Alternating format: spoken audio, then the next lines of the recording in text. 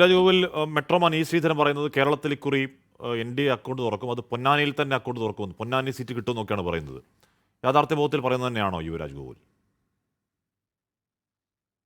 ഞങ്ങൾ 20 സീറ്റും ജയിക്കാൻ വേണ്ടിയിട്ടാണ് ഹാഷ്മി മത്സരിക്കുന്നത്. ഞങ്ങൾ ഇന്ത്യയിൽ 543 സീറ്റിൽ മത്സരിക്കുന്നുണ്ട്. 543 സീറ്റ് ഞങ്ങൾ ജയിക്കാൻ വേണ്ടിയിട്ടാണ് മത്സരിക്കുന്നത്. അപ്പോൾ ഞങ്ങൾ ഏതെങ്കിലും ഒരു സീറ്റ് ഞങ്ങൾ തോൽക്കുമെന്ന് ഞങ്ങളുടെ വായിൽ നിന്ന് കേൾക്കുമെന്ന് നിങ്ങൾ പ്രതീക്ഷിക്കുന്നുണ്ടോ? അത് യാഥാർത്ഥ്യ ബോധത്തോടു കൂടി തന്നെ അല്ലേ അപ്പോൾ അത്തരത്തിൽ നമ്മൾ സംസാരിക്കുക, നമ്മൾ പ്രതികരിക്കുക. അതൊക്കെ അത്തരത്തിലുള്ള പ്രതികരണമായിട്ട് തന്നെ താങ്കൾ കണ്ടാൽ മതി. കേരളത്തിൽ ഇക്കുറി BJPക്ക് MP എന്നുള്ള കാര്യത്തിൽ സംശയമൊന്നുമില്ല.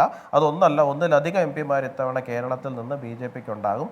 ആ കാര്യത്തിൽ ഞങ്ങൾക്ക് യാതൊരു തരത്തിലുള്ള സംശയമോ ആശങ്കയോ ഇല്ല. ഒന്ന്. രണ്ടാമത് ഒരു കാര്യം കൂടി പറഞ്ഞോട്ടെ, ഇന്ത്യയിൽ ശതകോടീശ്വരന്മാരുടെ എണ്ണം കൂടുന്നുണ്ട് എന്നുണ്ടെങ്കിൽ ഇന്ത്യയിൽ ശതകോടീശ്വരരുടെ എണ്ണം മാത്രമല്ല കൂടിക്കൊണ്ടിരിക്കുന്നത്,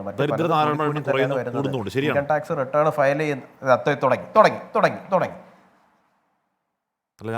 എന്നെ സംസാരിക്കാൻ സമ്മതിക്കില്ല എന്ന് ഹാഷ്മിക്ക് എന്താ എത്ര നിർബന്ധം? ഹാഷ്മി, ഇവിടെ കൂടുന്ന ദരിദ്രന്മാരുടെ എണ്ണം കൂടുന്നുണ്ട്, ശരിയാണെന്ന് പറയാം. അല്ല, ഞാൻ പറയട്ടെ, പോയിന്റ് പറയട്ടെ. 25 കോടി ആൾക്കാർ ദാരിദ്ര്യത്തിലേക്ക് പുറത്തു വന്നിട്ടുണ്ട്. ഹാഷ്മി അത് കാണില്ലേ? ഇൻകം ടാക്സ് റിട്ടേൺ ഫയൽ ചെയ്യുന്നവരുടെ എണ്ണം ഇരട്ടിയിലേക്ക് പോയിട്ടുണ്ട്. 2014 അപേക്ഷിച്ച് ഇരട്ടിയിലേക്ക് പോയിട്ടുണ്ട്. 67 വർഷത്തിന്റെ ചരിത്രം എടുത്തു കഴിഞ്ഞാൽ ഫയൽ ചെയ്തുകൊണ്ടിരുന്നവരുടെ എണ്ണം ഇരട്ടി കഴിഞ്ഞ 10 വർഷത്തിൽ ഫയൽ ചെയ്യുന്നുണ്ട്. അപ്പോൾ മിഡിൽ ക്ലാസിന്റെ സ്റ്റാൻഡേർഡ് ഓഫ് ലിവിങ് മാറുന്നു എന്നുള്ളതാണ് അത് കാണിച്ചുകൊണ്ടിരിക്കുന്നത്. അപ്പോൾ എല്ലാ അർത്ഥത്തിലും രാജ്യം പുരോഗതിയിലേക്ക് തന്നെയാണ് പൊയ്ക്കൊണ്ടിരിക്കുന്നത്.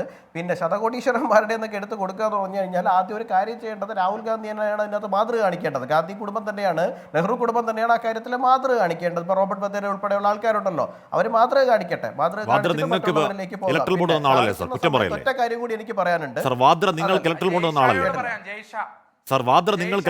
ആളല്ലേ? ഇലക്ട്രൽ ബോണ്ട് നന്ദി കാണിക്കൂ സർ. ബോണ്ട് വാങ്ങിയിട്ടില്ലേ? സർ, വാദ്ര അല്ല, വാദ്ര നിങ്ങൾക്ക് തന്ന ആളല്ലേ? ബോണ്ട് വാങ്ങിയിട്ടില്ലേ? അല്ല, വാദ്ര നിങ്ങൾക്ക് തന്ന ആളല്ലേ? ആ നന്ദി കാണിക്കൂ. എനിക്കിപ്പോ എന്റെ കയ്യിൽ ഡേറ്റ ഒന്നുമില്ല, ഞാൻ ഡേറ്റ നോക്കിയിട്ട് പറയാം. സർ, DLF നിങ്ങൾക്ക് തന്ന 100 കോടി നിങ്ങൾക്ക് തന്ന, നിങ്ങൾക്ക് മാത്രമേ തരാറുള്ളൂ സർ, നിങ്ങൾക്ക് മാത്രമേ തന്നിട്ടുള്ളൂ DLF. ആണോ? അങ്ങനെയാണെങ്കിൽ ഇപ്പോ നിങ്ങൾക്ക് മാത്രമേ തന്നിട്ടുള്ളൂ, ആ നന്ദി കാണിക്കണ്ടേ? CPM സംഭാവന വാങ്ങിയിട്ടില്ലേ? അല്ല, ഹാഷ്മിയിലെ സഖാവ് വല്ലാതെ ഉണർന്നിട്ടുണ്ടെന്ന് എനിക്ക് മനസ്സിലായി. ഹാഷ്മിയോട് ഞാൻ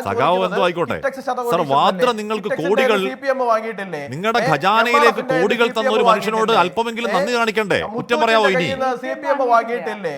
എന്തിനാ നന്ദി കാണിക്കുന്നത്? കോടികൾ തന്നതാണ്. വാദ്രയുടെ കയ്യിൽ നിന്ന് കോടികൾ വാങ്ങി ഖജാനയിലേക്ക് ഇട്ട് വാദ്രയെ പിന്നെ കുറ്റം പറയുന്നത് മോശമല്ലേ യുവരാജ് ഗോകുൽ? അതിന് എന്തെങ്കിലും ധാർമ്മികമായ അടിത്തറയുണ്ടോ? ഞാൻ കുറ്റം പറഞ്ഞില്ലല്ലോ, ഞാൻ കുറ്റം പറഞ്ഞോ?